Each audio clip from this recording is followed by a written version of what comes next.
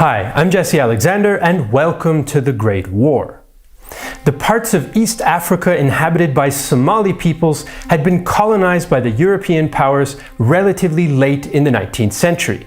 By the 1890s, the region was loosely divided between the British, the French, and the Italians. This foreign presence led to a resistance movement and a religious revival led by Sayyid Mohammed Abdullah Hassan, which fought a bitter campaign against the British, the Italians, and their Somali allies for 20 years.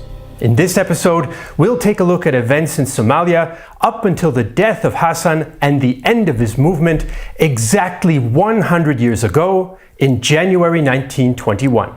In 1895, Somalia was a region mostly under the influence of the British and Italians, who'd established colonial rule but mostly stayed in a few port cities and exercised their power indirectly through local proxies.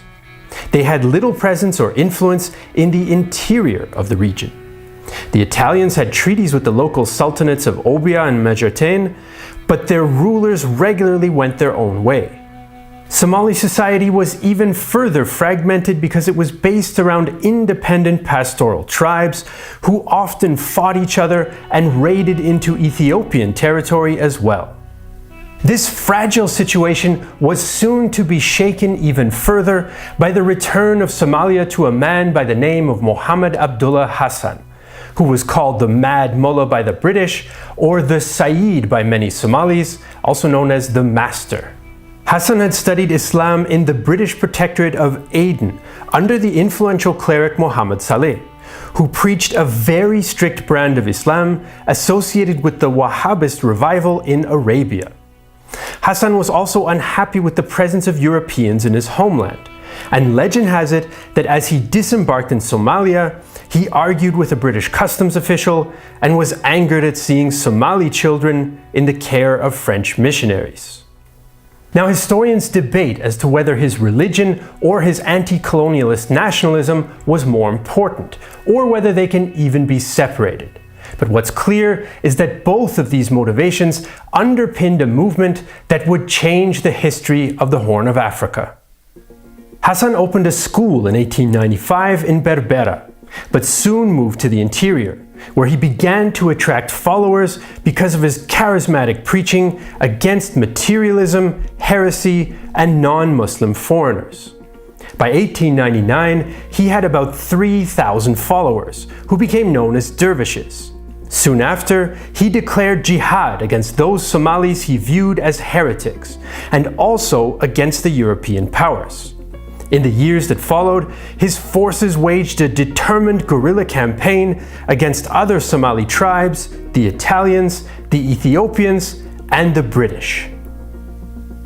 The British responded by sending expeditionary forces against the dervishes, but even though they did manage to defeat Hassan's forces on some occasions, he simply retreated to the Nugal region in the interior, and they could not stamp out the movement.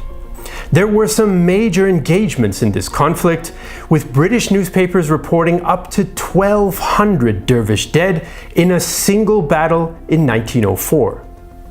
The Italians, on the other hand, were much more cautious. A naval officer expressed his doubts about the British approach. "I wish that I were mistaken, but I fear that the expedition will end in a fiasco.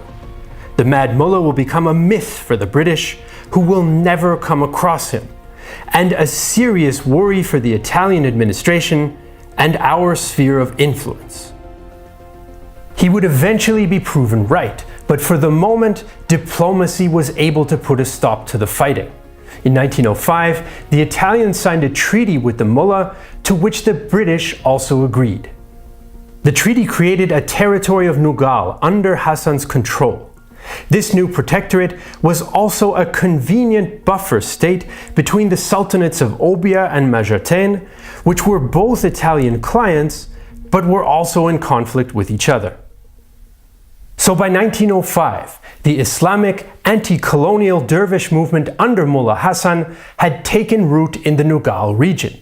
And Hassan now set about trying to build a new state, the likes of which Somalia had never seen before.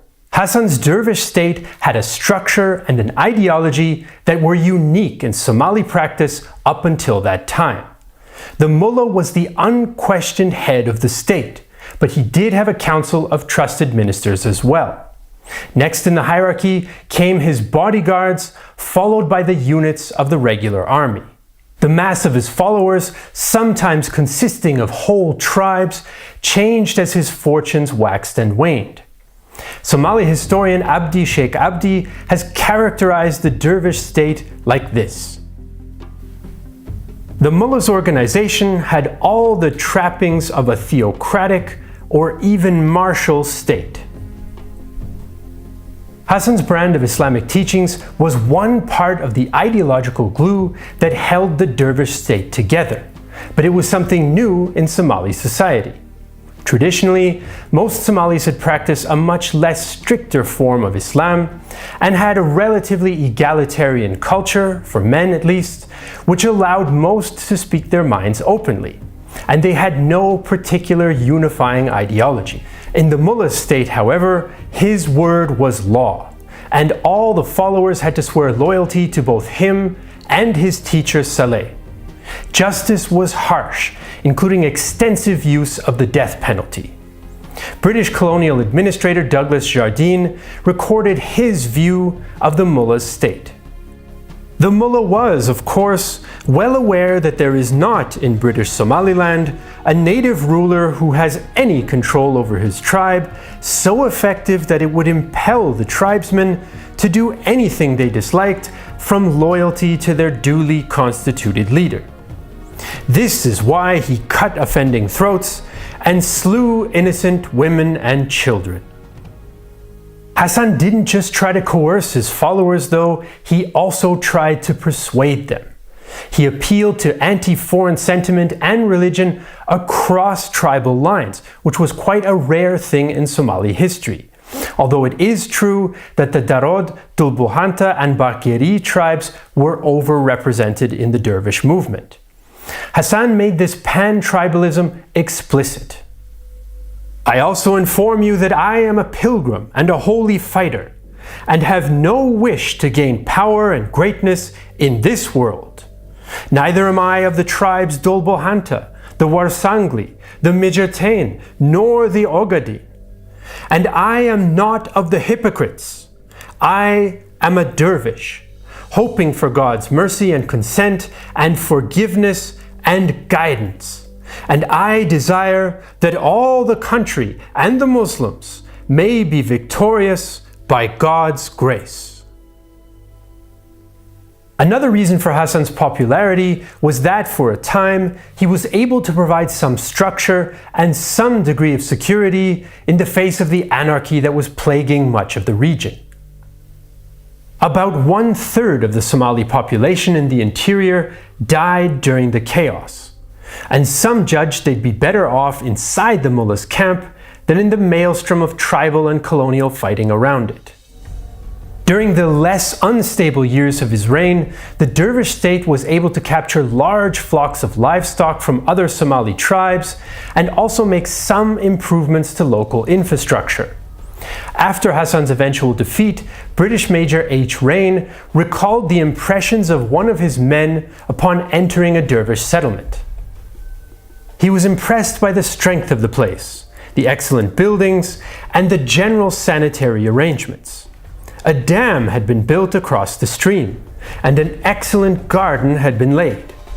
There was no doubt that the mullah was a thoroughly capable man.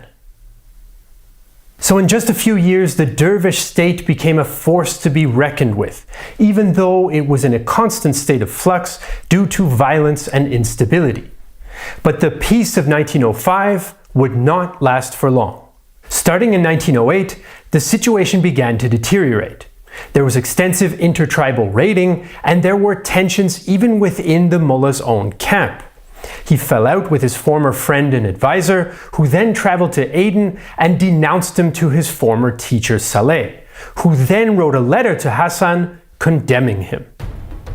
I have before my eyes the news that you and your people have got into bad ways and no longer respect the Sharia.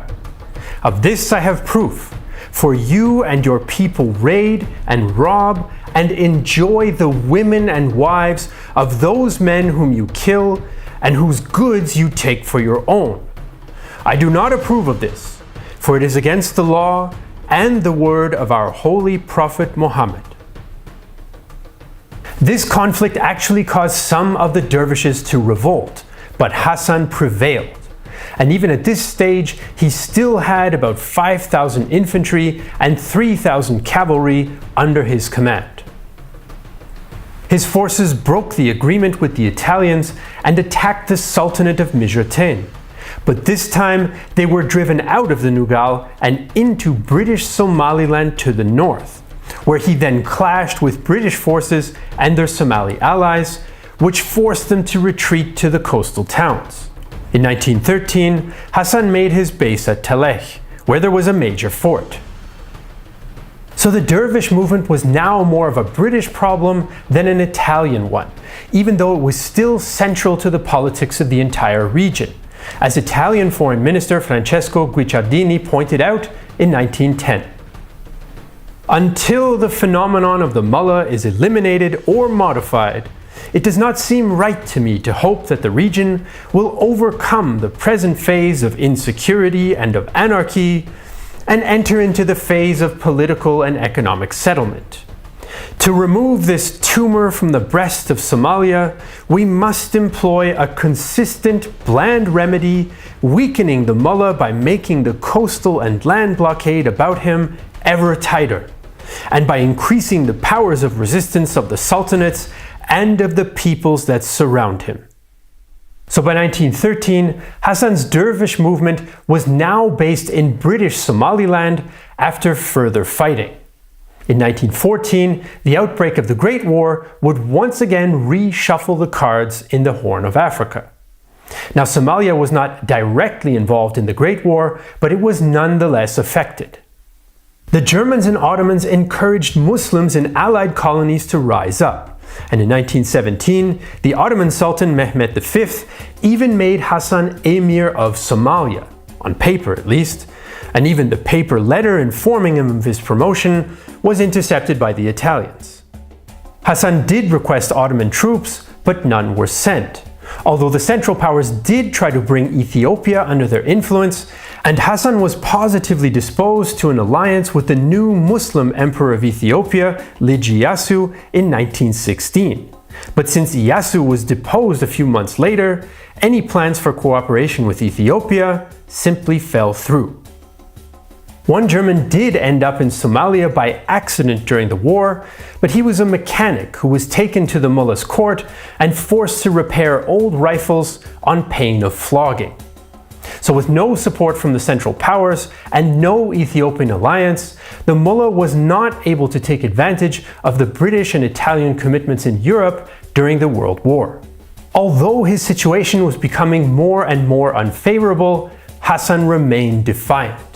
In March 1917, he vigorously denied British accusations that he'd been negotiating with the Central Powers. "It is you who have joined with all the peoples of the world, with harlots, with wastrels, and with slaves, just because you are so weak. But if you were strong, you would have stood by yourself as we do, independent and free. Your allies are strong, and it is because of your weakness that you've had to solicit, as does a prostitute." Overall, 1914 to 1918 was a relatively quiet period in Somalia in terms of actual fighting, but that would change after the armistice in November 1918. Hassan's dervish state was now in a vulnerable situation. There was no support forthcoming, no matter even how remote or symbolic, from the Ottomans, and his state was now hemmed in the interior, with no access to the coast or to any port city to import weapons. And it was surrounded by hostile tribes and British-funded scouts. This meant that Hassan could not offer as much protections to his followers as he had in the past, and this led to an increased amount of desertions. In addition, dervish efforts to build a more stable state now actually began to work against them. Instead of being able to wage mobile guerrilla warfare against their enemies as they had in the past, the dervishes now depended on a network of stationary forts. And the limited territory they controlled meant that they did not have the space to outmaneuver the slower British columns. With the end of the Great War in Europe, Britain was now free to turn its attention to its colonies, and it was still worried about unrest among its Muslim subjects, and so an influential preacher like Hassan would simply have to go. Some have also suggested that revenge may have been a motivating factor, since Colonial Secretary Winston Churchill may have wanted to make up for the embarrassing British withdrawal from the interior of Somaliland years before. As early as December 1918, the British began to draw up plans for an attack, and British Major A.B. Russell had high hopes for the role of air power in the coming campaign. The hope and expectation was that the sudden and unexpected attack from the air, a possibility hitherto unthought of by the mullah and his followers, could cause a moral collapse, and that mopping up would then be easy. At least one Somali historian has argued that the campaign was launched at least partly to test out the effects of air power in colonial war. But it was fall 1919 by the time the British cabinet actually approved the offensive. A group of about 150 Royal Air Force officers entered the colony posing as geologists looking for oil. But they were really there to scout locations where emergency airfields could be built for the so-called Z-Force. The dozen or so aircraft were brought to Somalia on the aircraft carrier HMS Ark Royal and joined the British strike force consisting of 1,500 Somali tribesmen, 850 men of the King's African Rifles, 440 Indian troops, and about 1,000 Egyptian camels.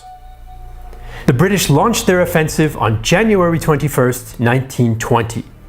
They'd received reports that the mullah was at the fort near Medishe, and that is where the first clashes took place. According to some accounts, the very first bomb dropped by the RAF exploded near Hassan and killed his uncle, which caused him to decide to retreat. Jardine assumed that the Somalis had no prior knowledge of the existence of aircraft, and that the mullah's advisors had been too afraid to tell him the truth once they'd figured out what the strange new machines actually were. The dervishes were as unaware of the termination of the Great War as they were of the existence of aviation. Some advisors, with the Oriental's native penchant for flattery, suggested that they were the chariots of Allah, come to take the mullah up to heaven. And Hassan himself was said to have blamed the aircraft for his defeat in song. Because of the furious thunder and lightning they generated, the sky could not be told from the earth. The English have brought with them flying monsters from Aden. Under these trying circumstances, what else was a person to do but to make a run for his life? The British Camel Corps pursued the dervish forces at a furious pace. Medishe and Jidbali were taken, and the British and their Somali allies stopped to rest at Houdin on February 2nd. During one 72-hour period, they'd advanced 150 miles and captured large amounts of weapons, supplies, and herds of livestock, but they had not caught the mullah. Some historians have suggested that it was a military mistake for the mullah to have retreated, since his forts were actually well built and the British bombs were in fact quite small. Major Russell was impressed when he inspected the fortress at Houdin. It would have required heavy artillery to have much impression on the forts, as they all had walls 9 feet thick. And when the British took some of the abandoned forts, they destroyed them to prevent further use. The main fort and the dervish capital of Taleh was taken in early February, and the campaign was over by February 24th. By this point, the mullah and his followers had retreated to Shinelech in eastern Ogaden, but were harassed by British-friendly tribes and the RAF along the way. One prominent Somali who'd fought against Hassan, Ali Dukh, expressed his joy at the fall of the mullah. The fall of those who have treated one unjustly occasions exultations and joyous celebration. Now watch with glee as the horrid priest is driven about like tumbleweed by the wind devils. So the British had defeated the dervishes, and now they sent out a peace mission which included several Somali tribal leaders in order to negotiate. They reached Hassan on April 27th with a letter from Governor Archer. After wishing the mullah good health, he offered the British terms: an assigned territory for the dervishes to live on, freedom of religion, and acceptance of the exclusive British right to resolve disputes between Somali tribes. The mullah listened to the British envoys, but he never did send a response, and he remained isolated in his camp until January 1921, when he died of influenza, even though there's still some debate about the exact date. His last message to his followers reflected both his religious and nationalist beliefs. There is no prosperity or peace that can come from entering into treaties and agreements with the infidel, for he cannot be trusted. Even if I failed to get a flag that would be flown for me between here and Nairobi, have I failed to get God's mercy and the gift to see the Prophet's face? His supporters divided the remaining herds of livestock and mostly returned to their tribes. Mullah Hassan's dervish movement was one of the most significant of its kind in the history of colonial Africa.